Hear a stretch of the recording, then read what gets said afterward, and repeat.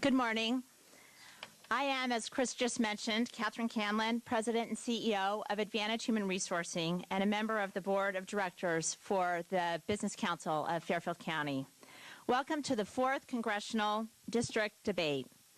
Thank you for taking the time to get yourself better informed about the choices that we will all be making on November 4th. I give special thanks to both of the candidates today for sharing your time with us and, frankly, for having the courage to do what you're doing. I would like to introduce the Republican candidate, Mr. Christopher Shays, and the Democratic candidate, Mr. Jim Himes.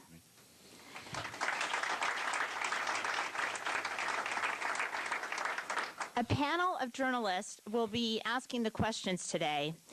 Dennis House, who is here with us from WFSB Channel 3, Eric Campano with WSHU National Public Radio Group, and Thomas Milana, The Advocate and Greenwich Times. The agreed format for today's debate is cumulative time format. This is recommended by the League of Women Voters. Each candidate has approximately 24 minutes to answer the questions that are directed to them by our panelists. They will manage their own time, but they can debate back and forth until they feel they have adequately answered the question. The same question will be asked of both candidates. Each candidate will then be given a 2-minute closing statement. In respect to the candidates' time, so that we can all learn as much as possible this morning, please hold your applause until the end of the debate. We have determined the sequence of the candidates by a coin flip, and Mr. Christopher Shays has chosen to go first. Our panelist, Eric, will ask the first question. After the candidate's time is run out, they will be asked to give a 2-minute closing statement in order of sequence chosen. So without further ado, Eric, you want to start the first question. Congressman Shays, in a past debate, you said that the fundamentals of our economy are strong. This is an abstract statement, and it is something that many people in our district, particularly in the finance industry, would not necessarily agree with. And indeed, your opponent has tried to use it against you in his advertising. So can you please precisely define fundamentals and define strong? Thank you. First, let me thank all of you for being here. Thank the Business Council of Fairfield County. Thank Channel 3 for covering this. And to say to many of you out here, I got my start in Stamford, Connecticut. I learned politics from the best community I could learn from, Stamford, Connecticut. I served 13 years in the State House, and I'm grateful for that experience, and now 21 in Congress. I believe with all my heart and soul that the fundamentals of our economy are, in fact, very strong. I think the financial sector is sick. I do not define the financial sector as the fundamentals of our country and our economy. I agree with Warren Buffett. Now is the time to invest in America. He wrote an article in the New York Times and said, invest in America. He is going to put all of his money in the future of America, not because the fundamentals are bad, but because the fundamentals are good. We have the best educated workforce in the world. We have the largest industrial base in the world. We have the largest output of agriculture with the smallest number of people, about 3% of our economy. Our technology is the best in the world. What has happened is that we had a dot-com bust at the end of the Clinton administration, and you had Mr. Greenspan, Alan Greenspan, decide to put money into the market at 1%, and when the money and the economy picked up, he kept it down there. What we had is dumb lending, dumb borrowing. That's what we had. That is the financial sector, a sector to which my opponent is very connected. Same question for... Am I intended to ask a follow-up question? Do you agree with his definition of fundamentals?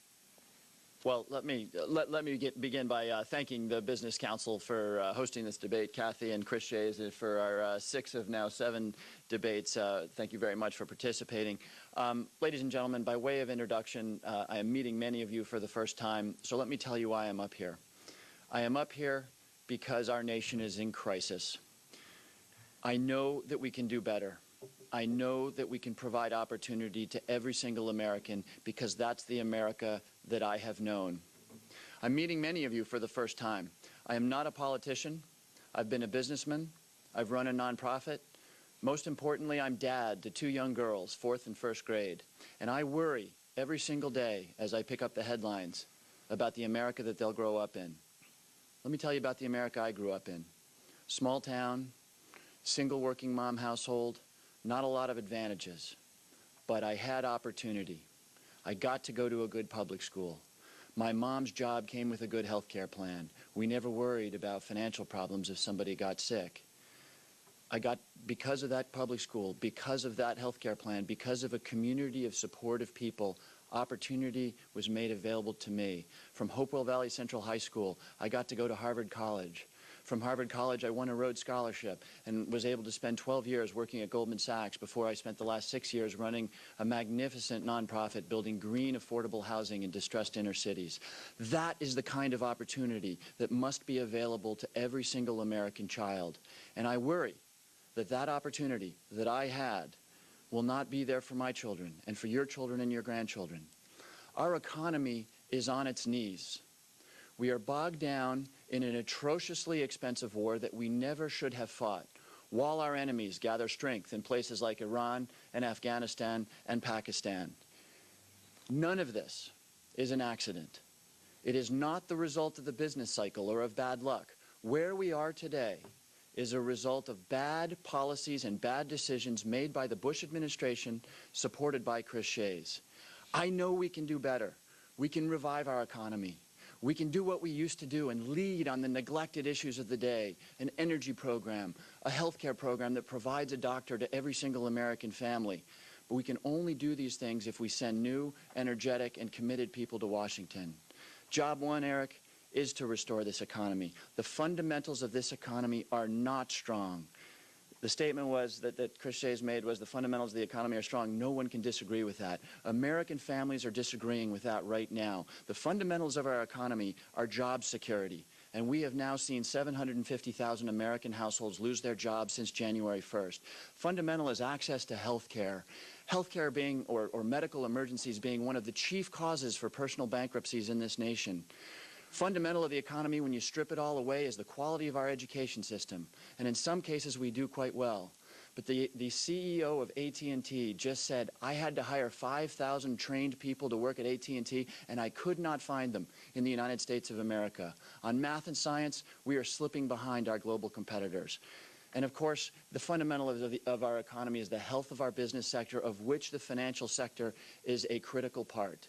And the last month and a half has seen a series of events that nobody in this room remembers because we haven't seen anything like it since 1929. Our economy is on the verge. And the first step is, of course, to recognize that fact. The second step is to propose affirmative ideas. One, a stimulus plan that I hope this time will be infrastructure oriented. So as we spend billions of dollars, we're spending it on the roadways and the railways and the infrastructure that will provide the skeleton for a once again thriving economy. Two, restoring fiscal responsibility. Ladies and gentlemen, we're going to talk about this. $10 trillion in debt that you and I owe, a record amount of U.S. debt because of the insanely fiscally irresponsible policies of the Bush administration supported by Chris Shays. And finally, third, oversight. Real oversight and smart regulation so we never, ever find ourselves in the position again of putting $700 billion that should have been used for schools and hospitals and opportunity on the table to rescue private industry.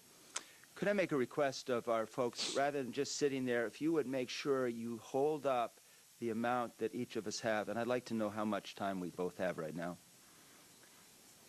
And should we proceed to the next question? No.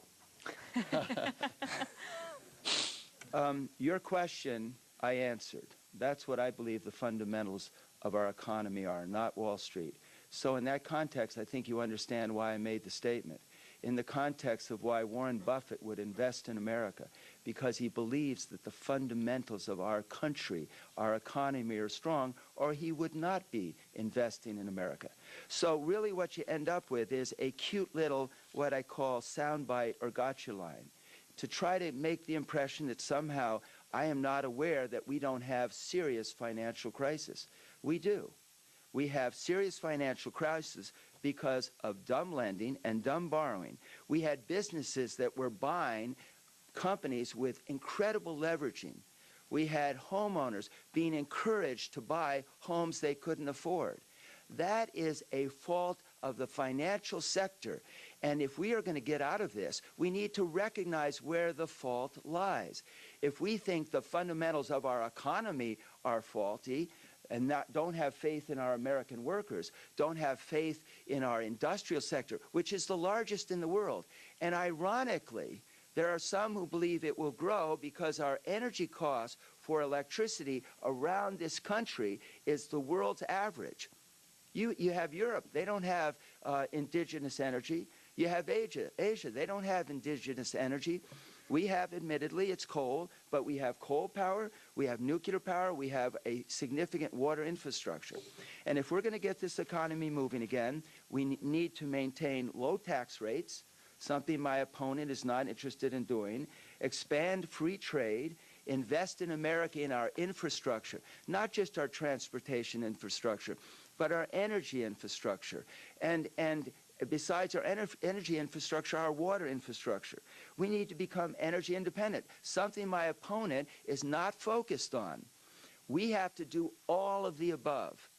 And I was at the cutting edge of making sure that we had CAFE standards where automobiles would get better mileage. I was there before nobody else was. In fact, the bill that we finally passed in the House was modeled after the bill that Marie Cinci and I put forward. We need to have renewable energy. That was part of my bill. Solar, wind, geothermal, biofuels. We need to do that. We need to have nuclear power. My opponent has been somewhat silent about that. And we need to drill for oil and gas off our coast. It is an outrage that we send $700 billion overseas. That's what weakens our country. That's what weakens our country. It's the most serious threat is our dependence on overseas.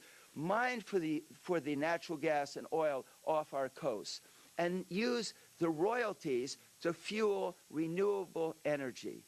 Work hand in hand. Nancy Pelosi refused to have this bill come up in all of July. She didn't want it to come up in September. But we finally got rid of the prohibition to be able to drill off our coast. And I'll end with this. Canada drills off of Nova Scotia for natural gas, off of Newfoundland for oil. There is not an environmental problem with drilling. It's safer than transporting fuel. And the natural gas they get from off of Nova Scotia, that natural gas, some of it is piped on the seabed to Canada, piped down to the United States. 500,000 homes, soon to be 1 million, get natural gas from Canada to heat and cool their homes, and businesses as well. That's what we should be doing. And natural gas needs no refinery. It's just like a tank ready to be utilized. Everybody in this room knows that the roots of the financial crisis that we are in today, the blame, if you will, can be spread widely. We had homeowners take on debt that they couldn't service. We had mortgage brokers selling, you'll remember that ad, no income, no job, no problem, acting seriously irresponsible. We had the financial sector acting seriously irresponsible. But what my opponent leaves out in his explanation is the fact that our government's prime responsibility, prime with a capital P, is to keep us safe and to create the conditions for vibrant capitalism. What we have seen, and what we should focus on since we are talking about a decision you will make for a federal office, is this. Who is going to lead on the critical issue that our government must address, which is the utter and total failure of oversight and regulation? As our financial services market, and I saw this up close and personal, as firms became more complicated, took on risks that they did not understand. Our government was asleep at the switch. Chris Shays doesn't want to talk about oversight because he's a senior member of the Financial Services Committee charged with preventing the kind of situation that we find ourselves in. He's a senior member of the Government Oversight Committee charged with avoiding the kinds of situations that we are in today. It was that failure and an ideology behind that failure, and I'll quote Chris Shays on this, "The last thing I like seeing is regulation." It was this notion that this very risky sector should be unregulated. Fannie Mae, Freddie Mac, not sufficiently regulated. The credit default swap market, $60 trillion in size. $60 trillion is more than the combined sizes of all of the economies on the planet. Chris Shays voted to explicitly prohibit the regulation of that market. This is what the government must address going forward if we are to keep American families and American business safe and on an even keel. Tom, would you like to move to the next question? No, don't get in the way. We're making progress. Timekeepers, will you show the candidates how much time they have? Thank you. This is my opponent's record. It's a white sheet. He never served in the legislature. He never voted on a bill. He never appropriated any dollars. He never served in any government oversight. This is my record. It's 90 pages to give you information, to make sure you understand what I've done, how I've done it, why I have done it. This is my record. I will match my record to his. And let me be very, very clear. I understand that you all have a tough decision. You have to decide whether you want to get rid of the only Republican left in Connecticut, the only Republican left in New England, the only one of the very few Republicans who works on a bipartisan basis as an independent leader, as someone who's bipartisan, trying to bring this country together. Now, my opponent said that I haven't done oversight. That's just wrong. You will know in this book. If you just turn to the section on housing, you'll see under housing, the government-sponsored enterprises. These are, in fact, Fannie Mae and Freddie Mac. In 2002 and 2003, they were not regulated.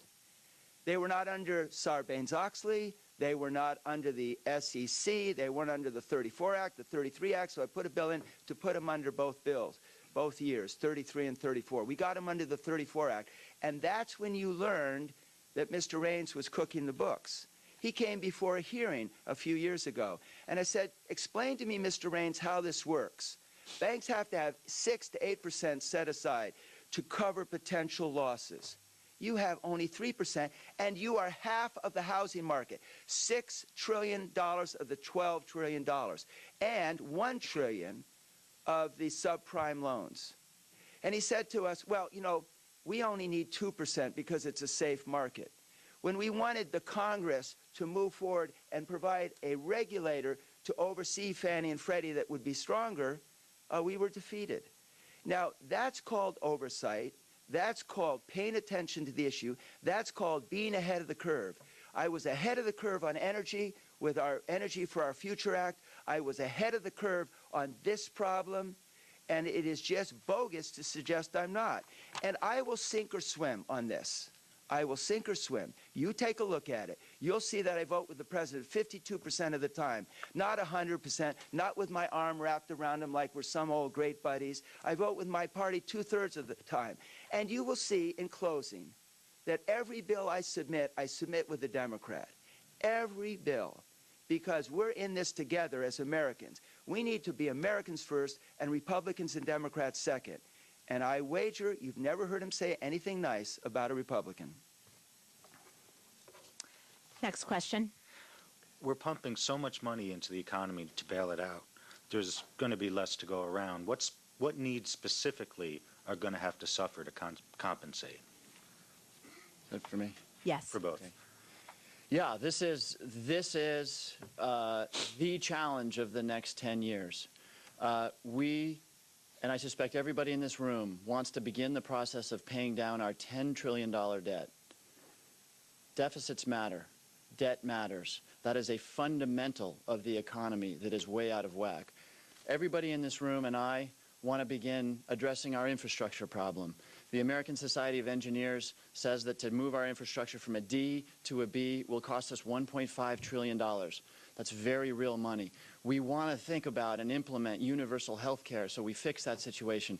We want to do so much internationally to help development in countries that otherwise they could slide into the kind of extremism that has been such a risk for us to date. So we have to do so much at the very moment that we have fewer and fewer resources, both because of the debt that has been run up in the last 8 years, but also because of the fact that our economy is almost certainly going into recession. So I do believe we are going to make some hard choices, and let me offer up some ideas about where some of that money may come from.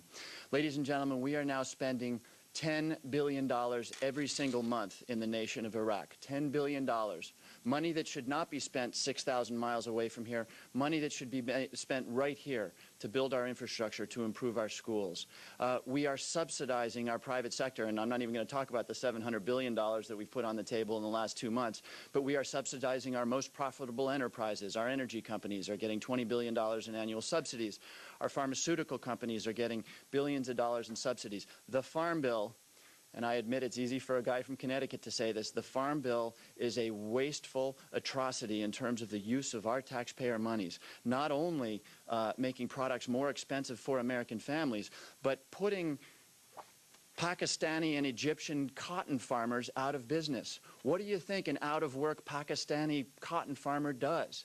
It becomes a national security challenge for us. So I think if we get our priorities right, begin our withdrawal from Iraq as soon as we can in a responsible manner, and look hard at the subsidies that we are providing to our corporations, we can find a lot of money to do the things that we need to do.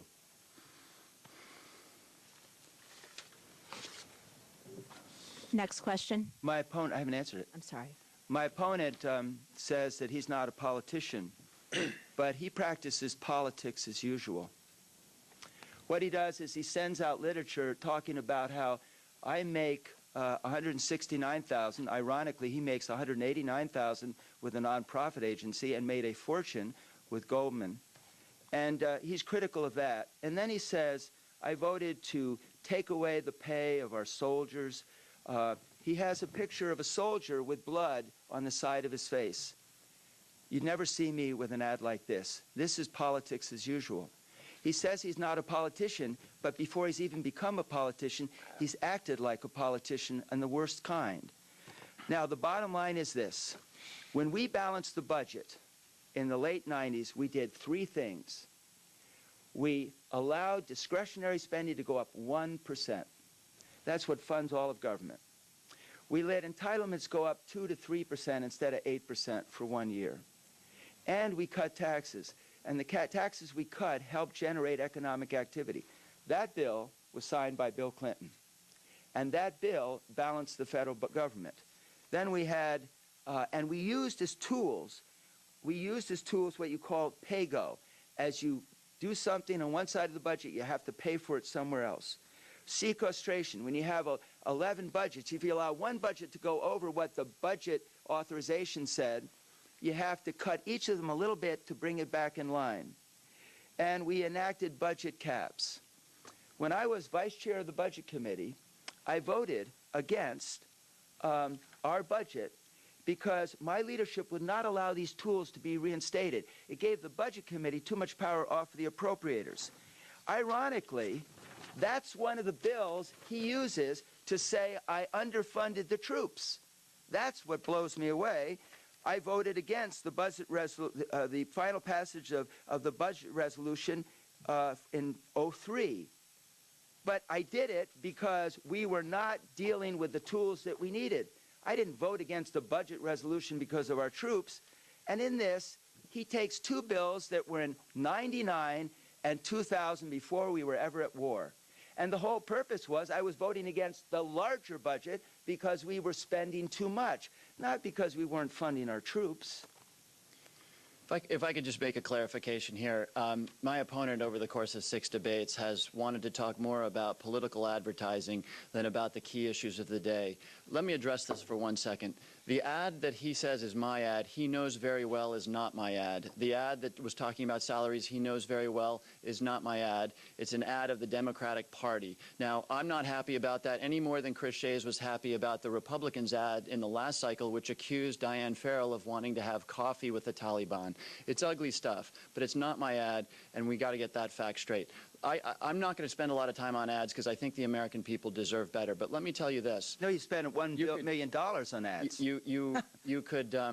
You could listen to us talk about each other's ads for a long time. Let me offer the one party in this campaign that is not part of our campaigns that has opined on the ads, and that is the Connecticut Post, which called Chris Shays' television ads in which he seeks to associate himself with Obama, despite being the co-chairman of John McCain's Connecticut campaign committee. The Connecticut Post called those ads misleading. That's the only third-party comment on any of our ads, and I will leave it at that. Well, let me just say this. When the ad came last year about tea with the Taliban, what I did is I shut down my office for 3 days. I called the White House. I called the Republican Congressional Campaign Committee. I called everyone I could to say these are repulsive ads and are not what I want to see. All I can say is my opponent has said to me that sometimes I give excuses. Well, that is the largest excuse. You don't want to spend time talking about an ad. You spent $1 million about these ads. This is what I want you to look at. Dennis, shall we move to the next question? Yes. Gentlemen, you've both made promises about the future and what you plan to do, and I believe it's the congressman's turn to start this one? Yes. Yes. What is your biggest fear for this district if Jim Himes should be elected? You know, I don't have a fear for this district if Jim is elected. I think he would be a very capable member of Congress. I just have to say it. The problem is you'll have a one-party New England. Tell me one party town that ever is run well. That's what you'll have. And so I want you to think about that as a first point. He said that, you know, he'll be part of that party. Well, he'll be part of a party with a chairman who frankly admitted he's broken ethics laws, campaign finance laws, and the IRS laws. He's admitted it. He came on the House floor. And he's given Jim $14,000. Now, I know Jim is very honest. I don't believe for a second, that any money that is given to him or to me is going to influence how we vote. But I will just tell you what I would have done. I would have given back that money to set a high ethical tone. And I would have criticized these ads publicly. It's the first time I've heard him disassociate himself with it. The bottom line is you've got to be an example to people, ethically and morally. And you've got to be in a position to move our country forward, not in a partisan way. And he is very, very partisan. He can say to me that I talk about Democrats and Republicans, and that's true. But his entire campaign is attack, attack, attack, attack. Now, I will say this as well. He basically wants to repeal the tax cuts of 2001 and 2002. Those are the Bush tax cuts. And, you know, I'm hesitant to say the Bush tax cuts because when you have the name Bush next to it, you end up having people say, oh, I don't like the Bush tax cuts. So you don't like the fact that we reduced the individual payments that you have to make on your income tax from 39 to 35, from 33 to 36, from 31 to 28, from 25 to 25. You don't like the fact that we have a 10% bracket. You don't like the fact that we have a child tax credit, a marriage penalty relief, a capital gains reduction to move money back and forth, a dividends tax reduction. He would restore those taxes. He is against the Bush tax cuts. Those tax cuts help the 4th Congressional District more than any other district in the country. And he looks to tax the wealthiest 20%. Well, have fun, folks, because that's you. And Mr. Himes, what is your biggest fear for this district should the congressman be reelected? My biggest fear, Dennis, is that we will see more of the same. That we will see the same sorts of policies promoted, the same lack of attention to the economy, the same belief that less regulation makes more sense, the same results. It's an 88-page booklet. I guess it's gone up to 90 today, but it's 88-page booklet full of votes and charts and graphs and articles. But how was it driving here this morning? How have we done on traffic? Chris Shays has mocked me in previous debates because I have pledged to seek a seat on the Transportation Committee, because everyone in this room and the Business Council knows that the biggest impediment to economic growth in this district is our incredible transportation strangulation. I fear that we will see the same sort of economic policies that have gotten us into this fix. Again, Chris Shays talks about economic policy. He's held hearings. He's written letters. But where are we? What are the results? Ladies and gentlemen, this is a business audience. Results matter. So I worry that we'll see more of the same on the economy. I worry that we will see more neglect of our transportation infrastructure. And again, I pledge to lead on that issue because it is the critical issue of this district's economy. And then I worry, frankly, that we will not see leadership and emphasis on the issues that we know we must address. Health care. We've got 47 million Americans in this country without access to health insurance. It's crushing our businesses. Detroit is putting $1,500 worth of health care costs into every automobile that they make. It's crushing our innovation because there's somebody working in UBS right now who's got an idea for a new company, and they're not going to step away from UBS to start that new company because they won't walk away from that health insurance. Now, Chris Shays, after 21 years in Congress, signed on to a health care bill that was sponsored by Congressman Langevin of Rhode Island after not supporting it for years. 21 years in Congress, and only recently shows interest in one of the critical economic issues of the day. This will matter to me. On energy, I spent years in New York City building green housing. I see how when you really focus on green, energy efficient housing and cars, you can make a real difference and you can create jobs. These are the things that are close to my heart and that I intend to lead on that have not seen leadership in this district for a long, long time. The only reason it's 90 pages is I didn't put numbers on the index, but let's call it 88 pages. On page 88 is a record of accomplishments. It's a list that any member would be proud of. It's a list that exists because I work with both sides of the aisle. And when my opponent says I just signed on to a health care bill, I have worked with Mr. Langevin. We have changed that bill, and that bill is to give all Americans the same basic coverage that a federal employee and a member of Congress has.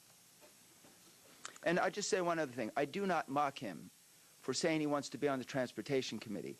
I try to point out that when he was saying I was on the wrong committees, that I should be on the Transportation Committee, I am on the Financial Services Committee that also deals with housing, and I'm on the Government Oversight Committee. I do not mock him. I just think when he didn't realize that financial services matter, he talked about being on the Transportation Committee. And now he's talking about the issues that affect me and the committee I'm on. Ready to move to the next question? Eric, you want to go ahead? A phrase that's come up in the presidential campaigns has been spread the wealth, the idea being that the wealthy help support the poor in our society. Congressman Shays just mentioned that the wealthy were here. He said, have fun, folks, that's you. But our district is not just the upper 20% in the United States in income. Is it right or wrong for people in Greenwich to economically support people in Bridgeport? In other words, how should we spread the wealth in Fairfield County? Who does that go first? Mr. Himes. I start? You want to Okay. take that? Okay, sure. So we've always had a progressive tax code, or at least since the 1930s, we've had a progressive tax code because I think it's important to this nation, the notion that if you've done very well, you help support the infrastructure that provides opportunity to everyone. Now, here's what I think we need to do. We have neglected those things that hold us true to the notion that we're all created equal. Our schools, our infrastructure, all of those things that lead to a thriving economy. And there's a big bill to be paid for that. And so if people think of spread the wealth, of take a wealthy guy and hand the money over to somebody who's not wealthy, I don't think that's the idea. The idea is let's make sure that our schools are as good as they can be, that our electronic and physical infrastructure supports the creation of businesses, so that if you're born to a single working mother in Bridgeport, you've got the same opportunities that's available to a middle-class guy born elsewhere. That's, I think, the guiding principle. And you know, Chris Shays just spent a bunch of time talking about my intention to raise your taxes. He does this over and over again, despite the fact that I've been very, very clear that as a student of economics, I know that you do not raise taxes on anybody going into a recession. And I also know that nobody likes taxes. Nobody likes taxes. My complaint with the Bush tax cuts is that they are not tax cuts. They were simply the shifting of costs from us to our children. A tax cut happens when you reduce taxes and you reduce spending. I was on the Board of Estimate Taxation in Greenwich, where we have pay-go rules. You know, you reduce taxes, you reduce spending, you get credit for a tax cut. What Chris Shays did in 01 and 03 was he cut the revenues as he increased the costs. And so we had our national debt go from $5 trillion to $10 trillion, doubled. Historically unprecedented amount. If you in each of your households took a salary cut, as I fear some people in the room may be doing in the coming year, and you increased your household expenses, your neighbor would say you're crazy. You wouldn't be celebrated for taking a cut. Your neighbor would say you were crazy. And that is what this nation has done. So look, we're going to have an honest conversation about over what period of time and how we pay for the many, many bills that are coming due. But let's at least be honest about what we've done in the last 8 years. I moved to Bridgeport from Stamford, which is the house that my wife and I built that we thought would live there forever. And I did that because I wanted to help Bridgeport in just not a way of voting and supporting. I wanted to be part of this effort to help people that simply don't have a lot of resources. What is a fact is that the state of Connecticut gets 45% of its revenue from this district up to Hartford. They don't spend anything like that here. And what is a fact that we have a real need to make sure that we don't have more of our dollars leaving this district going down to Washington when we only get 69 cents back. That's a fact. The fact is that we spend on a per capita basis 13%. We rank 13%, 13th in spending. There are only 12 states that get more dollars from the federal government than we do. But we are so wealthy, it takes so much from us. Now, I realize this is a tough decision. I can decide to transfer wealth, but I have a district, and this district will not stand up, and all the people who live here will go down with it if we keep taxing more and more. 5% of the American people pay 50% of the taxes. 50% of the American people pay 96.3% of the taxes. The people in this district are paying over 50% of their income in taxes. That's a fact, down to the federal government, up to the state. That seems to me like plenty of money to take from our district. Tom, next question. Given that the financial crisis is global, is the so-called war on terror still our #1 foreign policy priority? I think that's to me? Yeah. I think it's to Mr. Himes. No, I started the last one. Yeah. Okay, go ahead, Chris. Yeah, I'd be happy to have you do it first. No, it is not our first, but it is way up there. And fortunately, it doesn't have to be our first anymore. It's because when we got rid of Rumsfeld, which I asked that we do, in fact, I said we needed to do, we had to do, we brought in Grates and we came in with Petraeus, and we did a surge, which my opponent opposed, and that surge, coupled with the Iraqi troops being competent and the tribal leaders, has enabled us to see, frankly, the conclusion of this war. And that is hugely important. When I go to Iraq, I make observations and recommendations. There are 2 letters in this book, reports to Congress and to the leaders, to Maliki and others. I make observations and recommendations, and at the end of it is a chart, and it shows what happened at the surge up here, and if we had not done the surge, it would have kept going this way. Instead, it went this way. Fortunately, the surge has worked and has enabled us to basically pay less attention and less of our resources to that area of the world. Mr. Himes. Yeah, it's a very hard question to answer. I would never, apples and oranges, whether, finding a global regulatory structure for financial services is the right thing to do relative to the global war on terror. Both are terribly important. And actually, one of the good things that we're seeing that gives me some optimism about the state of the economy is that after weeks and weeks and weeks, it does look like internationally the central banks and others are acting in concert to reduce interest rates and to coordinate their support for their banks. So I think we're probably on the way out of the crisis financially. But on the global war on terror, which is also terribly, terribly important,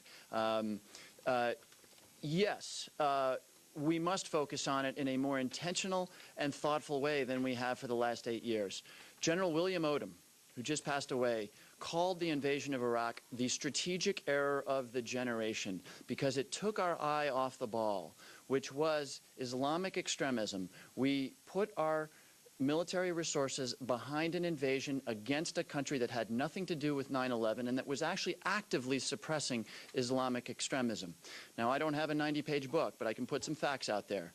Osama bin Laden, who killed 4,000 Americans, is alive and well in the mountains of Pakistan. Our intelligence agencies are telling us that the Taliban and al-Qaeda are reconstituted and as powerful as they were on September 11th, 2001. Admiral Mullen, Chairman of the Joint Chiefs of Staff, tells us that we are on a downward trajectory in Afghanistan. Ladies and gentlemen, we took our eye off the ball. So yes, now we must do what we should have done 7 years ago and commit the resources, military and otherwise, to address Islamic extremism and terrorism in Afghanistan and Pakistan. This is a fundamental point of disagreement between me and Chris Shays. General McKiernan in Afghanistan is calling for an additional 20,000 troops to just stay the course there and provide the security necessary to stabilize the country. We should do that. We should call on NATO to focus on the place where just 2 days ago the Taliban pulled over a bus full of people and beheaded 50 people. That we need to do. In a larger sense, we need to worry about places like Somalia and the Sudan, and we need to approach them, yes, here and there militarily when we find concentrations of terrorists, but more importantly, we need to develop the economies, help the economies in these places diversify and grow so that young men in dusty villages in mountainous Afghanistan have the opportunity to have a stake in their societies, to work in a store, to work in a business down the road, because right now, all they've got down the road is the madrasa and the hatred that that sows to our country. Jim and I agree on a lot of issues, and one of them, I think, is the use of smart power. It's a framework in which you use hard and soft power for a greater purpose. It's a wiser, more skillful balance of the two when we provide people what they need but what they can't get. And one of them was when we were in Iraq, we needed in 2003 to have help them build their economy. And in this ad it said, I was not willing to let our troops get a bonus. And that I voted against a bonus for our troops. And the reason was they took the money from economic development in Iraq in 2003 when it was vital, and put it in bonuses for our troops. We were using soft power in Iraq, and we had $1 billion being taken away to give our troops a bonus. I thought it was just taking it from the wrong place. When my colleague, and when Jim, he's my colleague in this debate, makes the point that we differ on Afghanistan, he's totally right. And I'm very willing to sink or swim on this issue with many of you. It would be a mistake to add more troops into Afghanistan until two things happen. Until we train and admit the number of Afghan troops that we do need to train. Right now, we're training about less than 120,000. We need to train 600,000. When I complained to the four-star about this, he gave me his slides and showed them to me, and I said, this is crazy. You're making the same mistake you made in Iraq.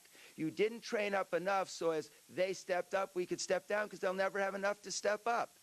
And I said, we've got to be honest with our own people and with the Afghan people. It's going to take 400 to 600,000. That's the first thing.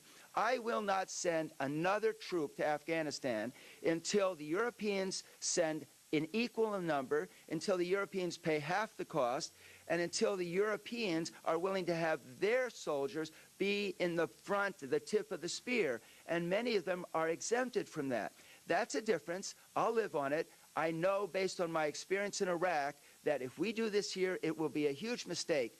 We are closely in danger of being an occupying country of Afghanistan, and they will kick us out just like they kicked out the Russians if we are not careful. And by the way, they'll probably have a little help from the Russians. Can the timekeepers let the candidates know how much time they have remaining? Mr. Himes, next question or rebuttal? Let me just say, Jim has got 4 minutes, so he's going to have a little fun. I'll step back. I have 2:42, and he has 6:30. So, Dennis, should we move to the next? Sure. I was told Sure. that brevity is important in politics. And I believe Mr. Himes starts this question. Our state's senior senator, Chris Dodd, is refusing to release various documents and emails related to 2 discounted mortgages he received. Do you think, given his position in the banking committee and the mortgage crisis that we have, financial crisis in our country, that the people of the 4th District, and in fact all of Connecticut, have the right to see those documents right now? Should those be released? I believe that the people of this country and this district deserve and should expect the highest standard of ethical behavior from their leaders, from top to bottom, from city councilors right on up to the President of the United States. And frankly, I think the fact that that we haven't expected that level of accountability from our leadership is not a small part of where we find ourselves in today, with the situations we find ourselves in today. So yes, more transparency, doing what Charlie Rangel, who Chris Shays earlier criticized, and who does look like he got himself into some trouble, doing what he did, which is saying, investigate me, let the facts out, bring sunshine into the situation.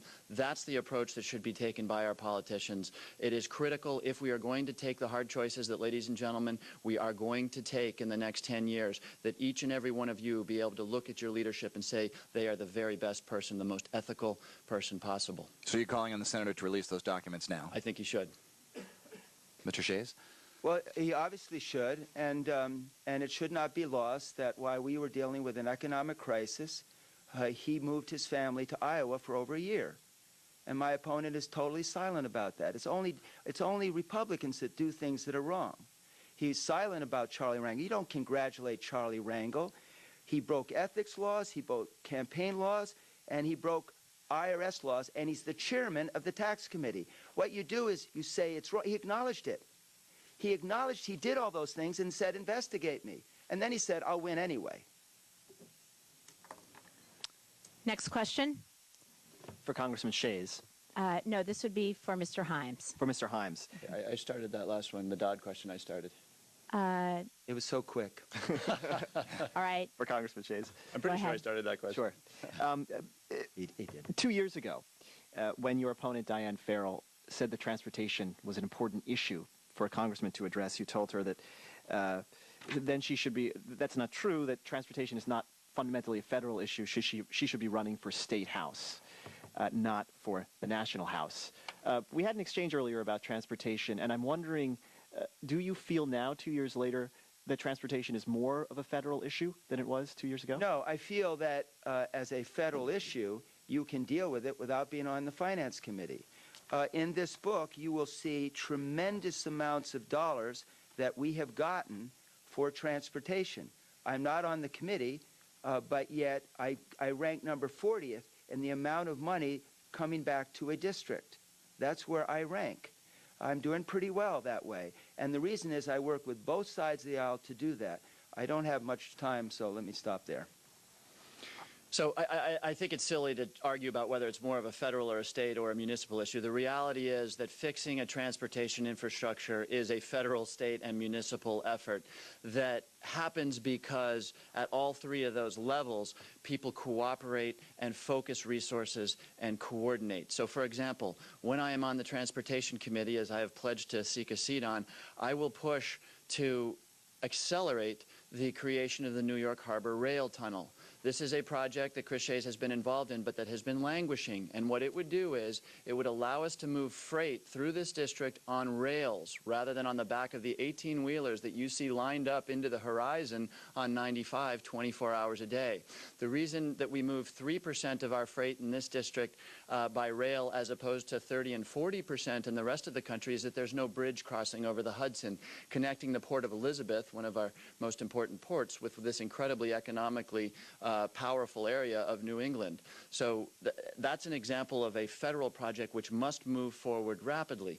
Then there must be coordination with the state and with the municipalities to make our district more public transportation friendly, to create more parking so it's easier for people to take the train to work as opposed to driving, and to thinking smart about how our trains operate. And again, this is very much a coordinated effort. Our trains right now are set up to run the way they ran a generation ago. You get on the train, you go into New York City.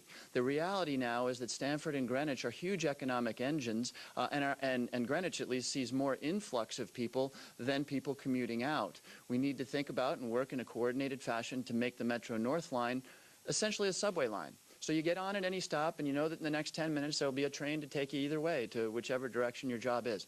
This happens because you have focus and leadership. And yes, the Financial Services Committee is terribly important. We've all learned that, much to our concern in the last month and a half. But the Transportation Committee is where those dollars and that action is. Brief intervention. The Center Island in the Stamford Railroad Station, that was something that I funded. Improving and fixing the railroad station was something that we funded. The additional garage is something we funded. Getting the road to go from the railroad station to East Main is something we funded. That's what we did. And we also funded One Coast, One Future, which is getting Stamford to work with Bridgeport. I don't need to explain it to this group because you're at the center of One Coast, One Future. And by the way, the East of Hudson was a $14 billion appropriation that Jerry Nadler and I got, and the study is underway. I'm sorry the study is still in process, but you wait till the study before you make the decisions. You don't act before you get the study back. We funded it. I helped do it. Tom, let's move to our last question. There are about 3 minutes remaining for Mr. Himes and about 45 seconds for Mr. Shays before our closing remarks. Would you favor admitting Georgia and the Ukraine into NATO, even if it risked confrontation with Russia? That's a very good question, a very, very good question, and I see it this way. First, I believe that as awful as Putin's behavior has been, not just in Georgia, but with respect to liberties in his own country, sitting on the press, putting pressure on opposition politicians, as awful as that has been, we need to remember that probably the single most challenging strategic issue we face in the coming years is a rapidly nuclearizing Iran. Iran is working on nuclear weapons right now, and that poses an immense challenge and difficulty to us and to the Israelis, who will act faster than we will in ways that will have horrible repercussions if they find themselves feeling like they have nothing but a military option. Now, Russia is critical. The assistance in working with Russia in convincing Iran to stop its development of nuclear weapons is absolutely essential to the stability, frankly, of the planet, because a nuclear Iran is so unthinkable. So we need to be very careful. We need to be thoughtful. We need to pressure Putin and Russia to liberalize, to reverse the course of creating a more autocratic government within Russia, and to be very clear that you can't just invade a sovereign state because you decide to do so. Now, if that strikes anybody as a little bit ironic, considering what we did 7 years ago, that has implications for soft power. But to answer your question directly, under NATO, if Georgia were part of NATO and Russia invaded, we would be obligated by treaty to go to war with Russia. We don't want that to happen. Ukraine is a very different situation. I think Ukraine can probably move into NATO slowly and carefully. Russia, Georgia, particularly given the events there, I think we need to take a much longer look at before we consider them for NATO. My answer is I don't think so at this time. And I think that we have to be very cautious about making sure that a leader of a country in Eastern Europe doesn't get us into war. Because once they are part of NATO, if they are teasing the alligator, and then they get bit, then we have to jump in. So I want us to be very cautious. Having said that, particularly with Ukraine, we should do everything short of that to demonstrate that we are with them. Mr. Himes, we have a minute of time left. Would you like to rebuttal that or move to the next question? Let's move to the next question. Okay, great. 13 seconds. Wish me luck. If elected, and the INS were to tell you it planned on doing a series of raids on companies and small businesses in the district that it strongly suspected was hiring illegal immigrants, would you support that? Great question. Jeez. I'm happy I ran out of time. You start that one. No, this is yours, Mr. Himes. Oh, it is? I thought yes. Okay, I'm getting confused here. No, look. What we need is comprehensive immigration reform. We do a terrible job in this country. We are in the worst of all worlds. We have insecure borders. Our policy now is to do precisely that, to have armed men burst into dark places, to split up families and incarcerate for months at a time people who, yes, broke our law, but broke our laws because they were desperately trying to improve their own situations. That's not an American policy. So what do? Secure our borders, which is as much about national security as it is about immigration, because, of course, half the people who are here illegally are overstaying visas. Provide our employers with the tools they need to make sure that they are hiring legally compliant people for their firms, and then crack down on them hard if they break the laws. And that's back to your original question. Once they've been given the tools, crack down on them hard when they break the laws.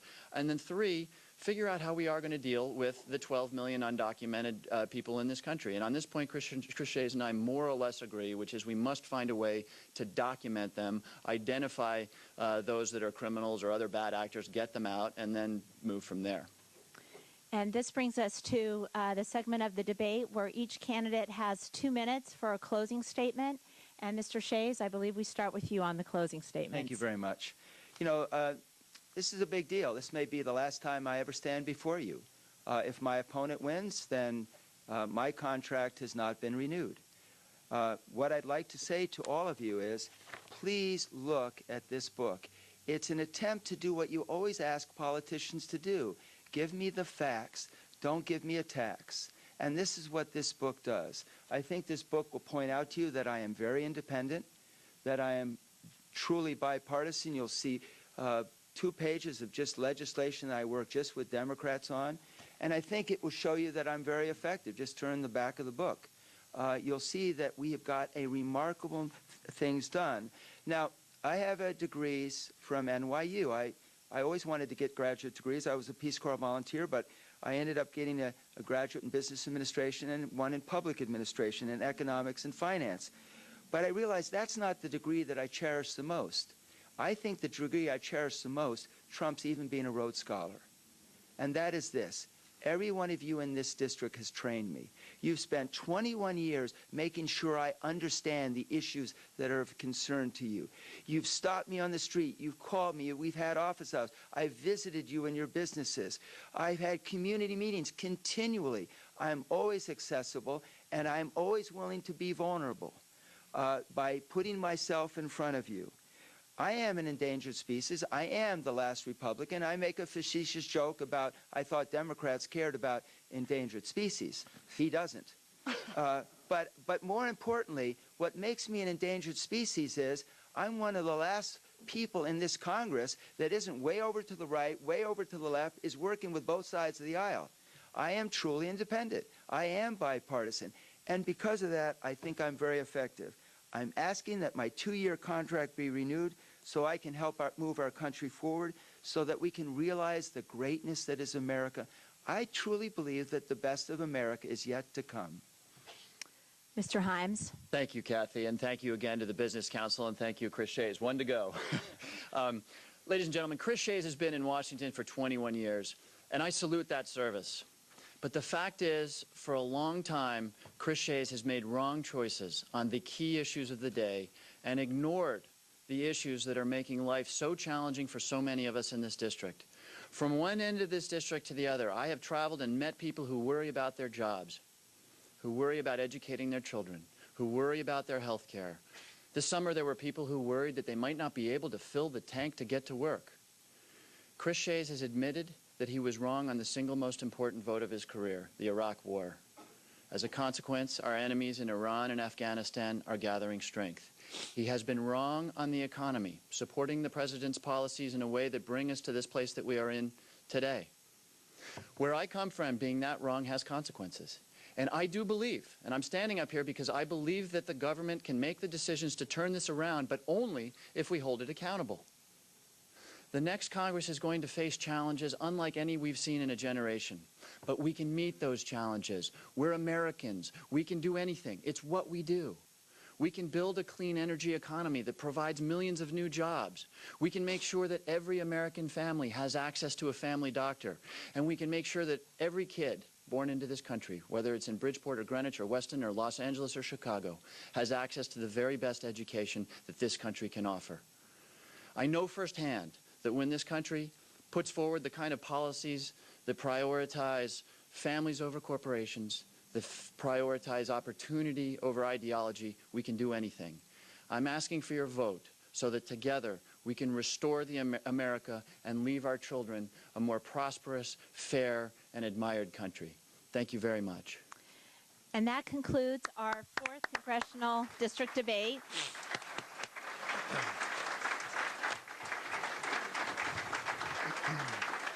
Thank you to you all for being here today, and also many thanks to our panelists. Thanks again. I guess